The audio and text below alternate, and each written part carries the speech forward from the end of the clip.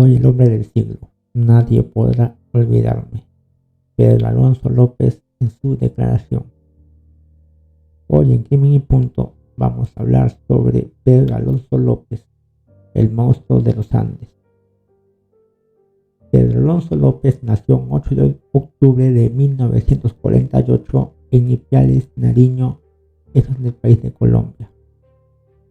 Aunque otras fuentes señalan que fue en Tolima, no hay un consenso sobre eso.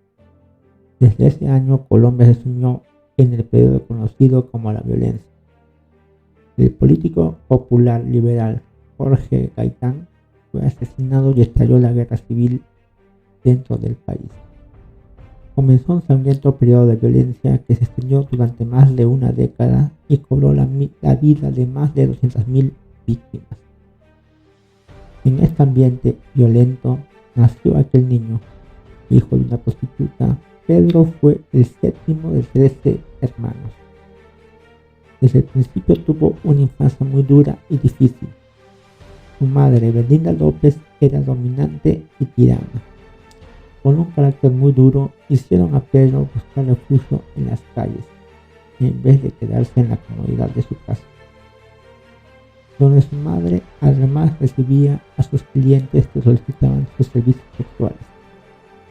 Cuando Pedro tenía 8 años, su madre lo sorprendió intentando mantener relaciones sexuales con su hermana más joven y lo echó de la casa.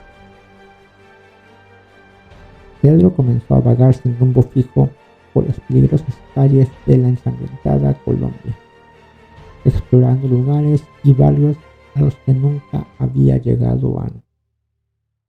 A los pocos días de su exilio, un anciano que se lo topó le ofreció comida y techo.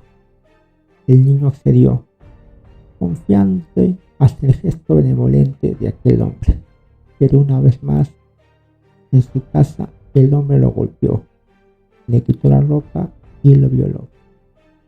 Lo retuvo allí varios días, amarrado, dedicándose a sodomizarlo reiteradamente. Finalmente lo soltó y lo dejó marcharse. Pedro se acostumbró a dormir en banquetas y fue víctima de innumerables abusos de toda clase. Constantemente era acosado por extraños y lo violaron en otras ocasiones. Para alimentarse tenía que buscar comida en la basura. Fue morido por un perro callejero y golpeado por otros indigentes. Un año vagó por las calles. Un día comenzó a caminar por una carretera. Fue recogido por un automovilista y sin saberlo Pedro llegó hasta Bogotá. Allí siguió vagando hasta que un día un estadounidense se lo encontró, se compadeció de su situación y lo llevó a su casa. Eso fue para vivir con él y con su familia. Pedro, acostumbrado ya a los maltratos y el abuso sexual, vivió allí los mejores años de su vida, como él mismo lo diría. Durante 3 años estuvo bien, inclusive fue a la escuela, pero cuando tenía 12 años, un maestro del colegio lo agredió sexualmente. Aterrado, robó el dinero de la dirección de la escuela y se fue nuevamente a las calles. El final de la guerra civil llegó. Colombia comenzó su reestructuración, abrieron fábricas y el dólar retornó poco a poco al país. Pedro buscó un trabajo, pero al no tener ninguna experiencia laboral, fue rechazado. Sistemáticamente terminó aprendiendo el robo de automóviles y eso es a lo que se dedicó por algún tiempo. No tardó en convertirse en un hábil ladrón, siendo admirado por los aprendices y muy solicitado por los que controlaban el negocio. Pero en 1969, cuando tenía 18 años, fue apresado y condenado a 7 años de prisión. A los 2 días de estar encarcelado, fue nuevamente sodomizado, esta vez por 3 reos mayores que él. Pero él ya no era un niño indefenso. La rabia, la frustración acumulada y el afán de venganza no tardaron en estallar. Pedro consiguió hacer un cuchillo, un objeto filoso con un cepillo de dientes. Con afán de venganza, y no tardó en estallar. Pedro degolló uno tras otro a los tres agresores. Sus actos fueron juzgados como defensa propia y su condena solo aumentó en 2 años. Pero algo había cambiado dentro de él. Algo se había roto en su interior. Según él mismo declararía tiempo después, su venganza hizo germinar una semilla oscura de poder. Desaparecieron sus miedos y se embriagó con ese descubrimiento. Tomó entonces una decisión. Nadie volvería a abusar de él nunca más. Y cuando deseara algo, simplemente se limitaría a tomarlo sin importar que tuviera que satisfacer sus deseos, tuviera que abusar a subirse a los demás. Pedro le tenía miedo a las mujeres, ya que desde que era un niño, a causa de los maltratos y el abandono de su madre, era incapaz de comunicarse con ellas. Se pasaba horas mirando revistas pornográficas, incapaz de acercarse a una mujer. Según diría años más tarde, en su mente su madre tenía la culpa de todo por el sufrimiento de su vida y el dolor en su corazón. En 1978 salió de prisión y se fue a Colombia. Empezó a viajar por todos los rincones del Perú hasta llegar a una zona controlada por los Ayacuchos, más conocido, ¿no?, como Ayacucho en el departamento. Miembros de un grupo étnico local eh, retuvieron a Pedro Alonso López, ya que vio su oportunidad y comenzó a acechar a las niñas que deambulaban solitarias por los caminos del área. Luego las atacaba, las golpeaba, las violaba y terminaba estrangulándolas mientras las miraba fijamente a los ojos. Después procedía a alterarlas en fosas que él mismo cavaba y que muchas veces contenían varios cadáveres. En pocos meses, más de 100 niñas de los grupos locales fueron atacadas violentamente por Pedro, quien tras asesinarla las enterraba cuidadosamente. Las denuncias de los indígenas no fueron tomadas en cuenta por la policía, que presumía que las pequeñas habían sido raptadas por alguna red de trata de blancas y esclavismo, ya que estas proliferaban en la región. Además, a los agentes de la ley no les interesaba lo que ocurriera con los indígenas. Gracias a ello, Pedro continuó violando, matando y enterrando pequeñas del modo más impune. La leyenda del cazador de niños creció entre los supersticiosos indígenas, que empezaron a hablar de el monstruo de los Andes. Pero un día, en la zona norte de Perú, fue capturado por un grupo de ayacuchos cuando intentaba secuestrar a una niña de 9 años. Los indígenas lo torturaron durante días enteros, luego lo enterraron hasta la cabeza y lo untaron con miel, para que las hormigas lo devoraran. Pero para suerte de él, apareció una misionera estadounidense, amiga de los ayacuchos, y los convenció para que entregaran al criminal a las autoridades. Pero fue atado y arrojado a la parte trasera de la furgoneta de la misionera, que se lo llevó para entregarla a la justicia. Sin embargo, la mujer se separó de él y la liberó en la frontera con Colombia, aunque también dicen que la misionera lo entregó a la policía y que la policía lo soltó en la frontera Colombia. No se sabe cuál de las dos informaciones es correcta. Pedro continuó entonces su espera de muerte entre Ecuador y Colombia. Estaba obsesionado con poseer a toda niña que le gustara. Sus víctimas siempre eran menores de edad, entre los 8 y 12 años. Pedro las cautivaba con pequeños regalos y les llevaba a lugares apartados, donde las golpeaba, violaba, mataba y enterraba. Este ritmo continuó vertiginosamente hasta que sus víctimas llegaron a sumar 300 niños. En 1980, en Ambato, Ecuador, una inundación permitió que se descubriera accidentalmente una de las fosas de Pedro con los restos de 4 niñas, y la policía por fin comenzó una investigación formal.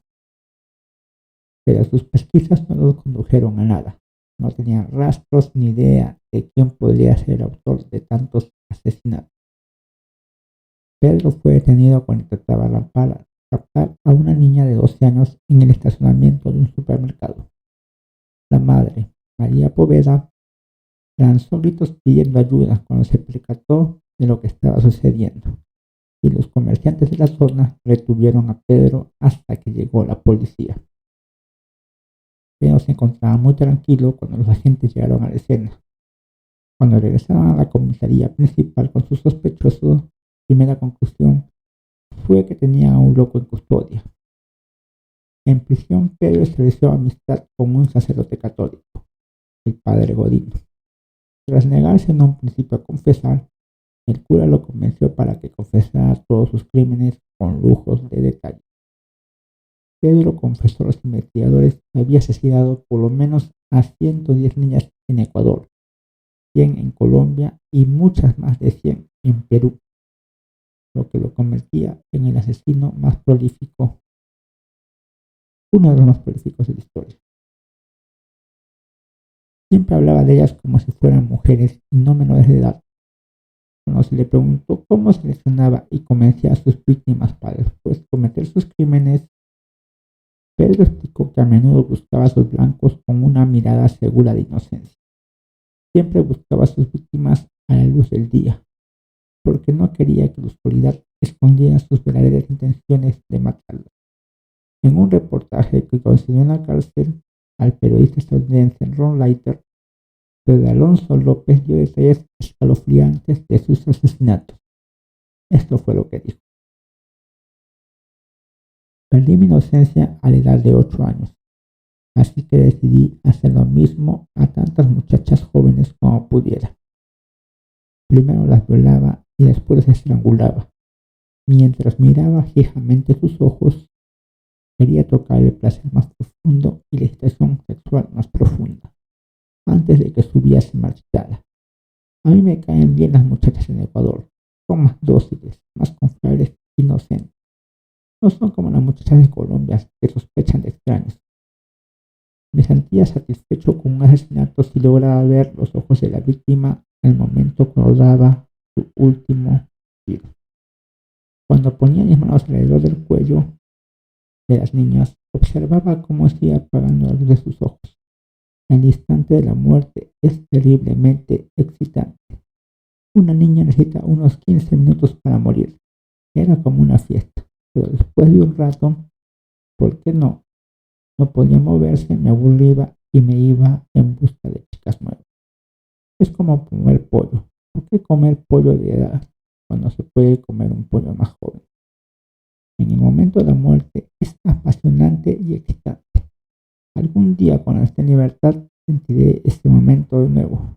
Estaré encantado de volver a matar. Es mi misión. Hay un momento maravilloso, un momento divino. Cuando tengo las manos alrededor de la garganta de la niña, soy el hombre del ciclo. Nadie podrá detenerme. Pedro llevó a la policía hasta los lugares donde había enterrado a sus víctimas. En una fosa se enterraron 53 cadáveres. La policía recorrió más de 28 fosas. En algunas de ellas se encontraron pocos restos, pero se atribuyó la desaparición de los cadáveres a la acción de los depredadores. No todos los asesinatos se pudieron probar, pero como mencionó el director de Asuntos de la Prisión, Vencedor Lascano, si alguien confiesa ser autor de cientos de miles de asesinatos y se encuentran más de 57 cadáveres en una fosa, debemos creer lo que dice. Pienso que su estimado de 300 víctimas es muy bajo. En 1980, Pedro Alonso López fue condenado por sus crímenes a pasar el resto de su vida en la cárcel. Pero al igual que muchos asesinos múltiples, esto no sucedió. En 1999 obtuvo la libertad condicional de la cárcel de Ecuador. Inexplicablemente, Colombia y Perú no pidieron su extradición para juzgarlo allí. Los crímenes cometidos en ese país quedaron impunes. Más de 200 asesinatos de niñas que las autoridades decidieron no castigar. Su liberación fue firmada por la televisión. Pedro salió agradeciendo a Dios a gritos. Se reía y llevaba sus cosas en una bolsa de plástico. Era un hombre feliz. Cuando lo subieron a una camioneta de la policía, una multitud esperaba afuera para agredirlo. Le lanzaron piedras. Los agentes lo salvaron de ser linchado. Los familiares de sus víctimas clamaban por venganza. Luego desapareció sin dejar rastro desde que fue encarcelado.